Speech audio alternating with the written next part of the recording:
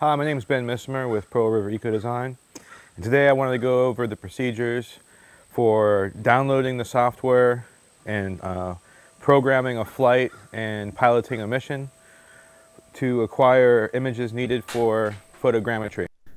So we head over to iTunes to download Maps Made Easy. And we're going to choose this one here, Map Pilot for DJI. I've already purchased it before, so I'm just re-downloading it to go through the steps here, but it's a app available for $9.99. I'm going to go over a couple of tips to ensure that your images turn out right. You want to make sure that you charge your batteries up the night before or whatever. If you have more than one battery, that's preferred. I can get by with one battery on my 10 acres pretty easily with a little bit of wind. Today we got a little gusty. You don't want it too crazy because that's going to give you a bad result. And you want to make sure that if you have really thick grass that you knock that down before we do this. What else? Decent lighting. If it's super dark out, not a good idea. Partial sun is cool, but you want to be sure that the sun angles are right. If it's directly overhead, we're flying our drone with the camera. When we're not flying the drone, it's automatically being flown, but the camera's pointed straight down, and if the sun's directly overhead, you're going to have glare issues passing over bodies of water. So to get around that, you want to shoot the survey about an hour and a half before or after the peak sun. Make sure that your drone software is up to date. You also want to start your mission at the top of the property, the top of the elevation. And we program our flight to, it's going to be a straight, even altitude. It's going to keep it locked. So at the top of your property, you want to look around for your highest objects. And if you come around over here, you can see these trees. Yeah. Well, telephone poles generally are 40 feet tall, and they bury 6 in the ground. And I'm guesstimating now these trees are about 65, maybe 70. I'm just going to say 70 to be safe.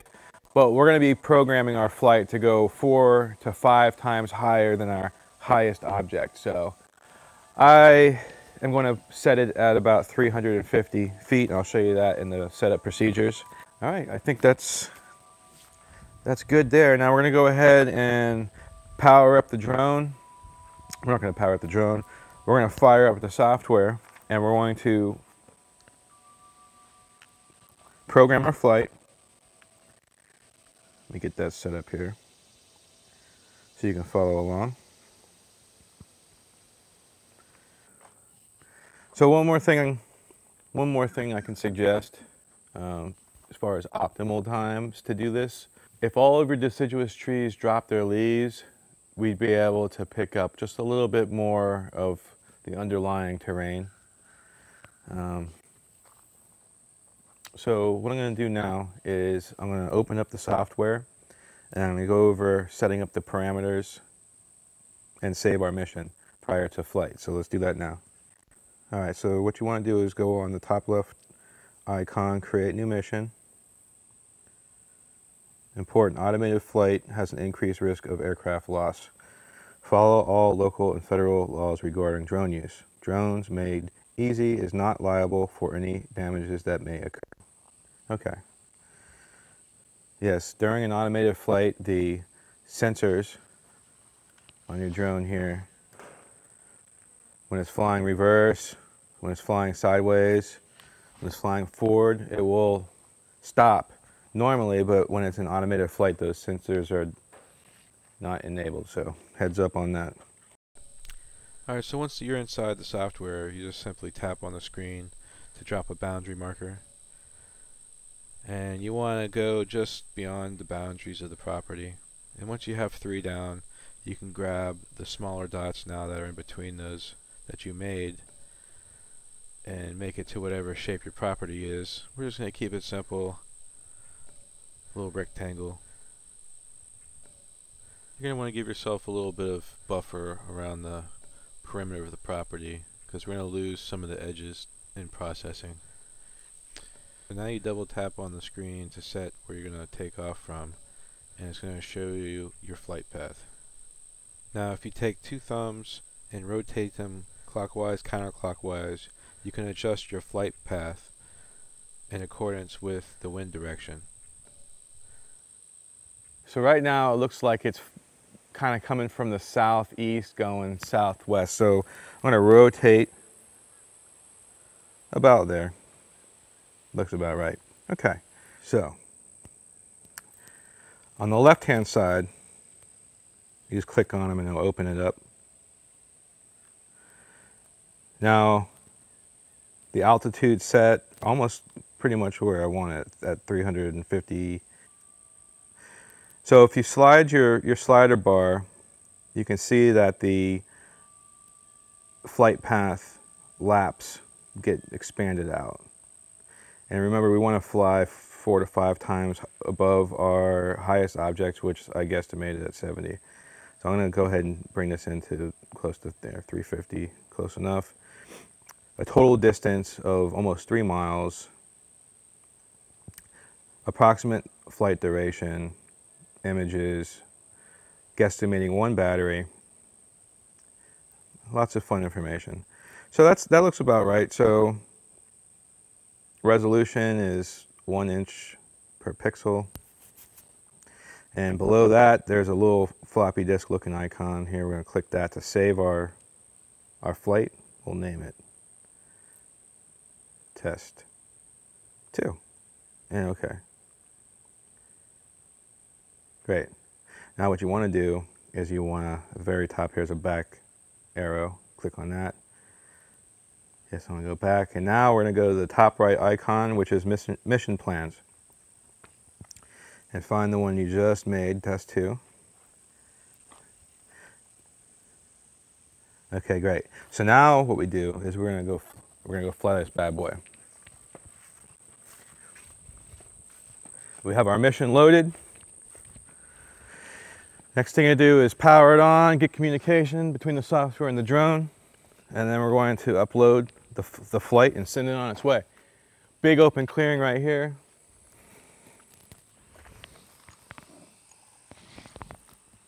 All right, so there's a critical step here that we need to incorporate with all the other images that this thing's going to take during its automated flight. But we need to take one manual picture of this thing just hovering as close to the ground as you can get, camera pointed straight down, and we're going to take that single image and package it with all the other images.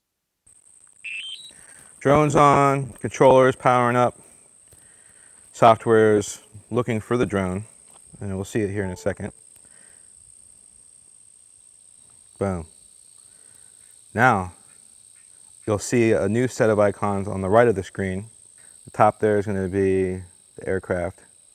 Below that, we have more information that you'll see during the flight. So you're going to want to go ahead and click on the upload button. Terrain awareness. Would you like to adjust the elevations to account for terrain changes? In some pretty lowland hills here in Mississippi, so this is more if you have extreme slopes to deal with. So I'm going to disregard. Okay, upload the mission, path verification. So this shows there's a green dot here on the right. That's our starting location, and it's going to zigzag all the way down to this red dot. All right. So now what I'm going to do is I'm going to get airborne.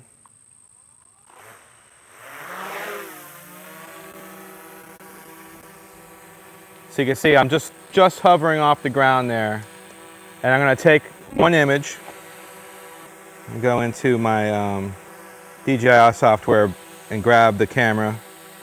And there's my image. I'm going to take a picture real quick. Boom, done. All right. I'm going to hop back into Maps made easy. Slopes, nothing too crazy out here, so I'm going to disregard this. Mission is uploading. Verify path. Here we go.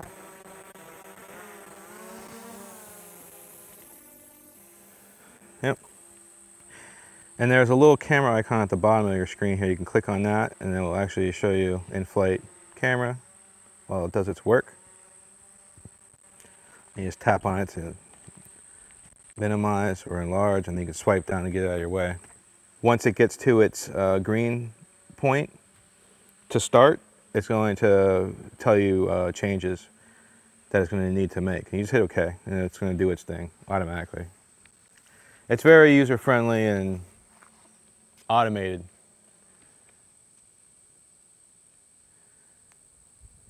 Okay.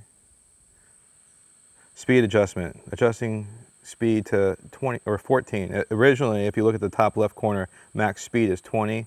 So it's going to fly at 14 miles an hour to accommodate light conditions for all flights in this mission. And on the right-hand side, the pop-out, it will be motion blur. You can monitor the motion blur. So if it gets like super gusty up there, you'll see that number fluctuate.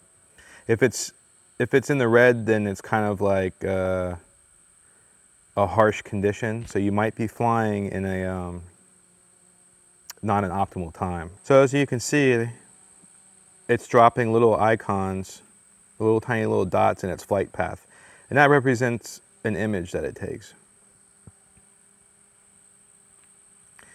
Estimated flight is 10 minutes, although it had to slow to 14 miles an hour, so that's going to be longer. We'll see how many batteries.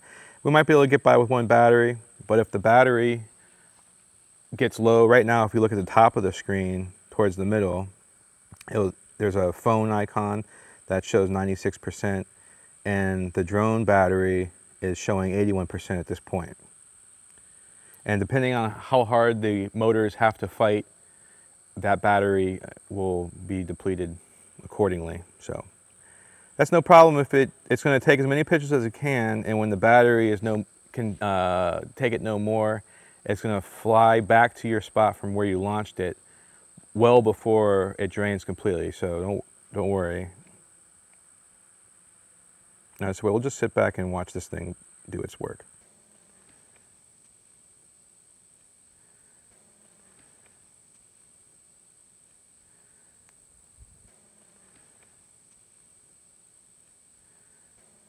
Still have 47% battery remaining. That's really good. All right. Now it's waiting for me to take over.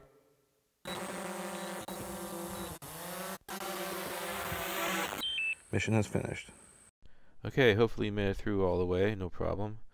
But if you did get hung up on any of the steps, please don't hesitate to reach out to me. You can reach me at ben@pearlriverdesign.com, and I'll be happy to help you along any way I can. So if you were successful, all you need to do is now round up all of the images that were done in the survey, as well as the one standalone image that you took hovering just above the ground, and zip them together and shoot them to me in a Dropbox or a Google Drive, and I shall continue on. Thank you.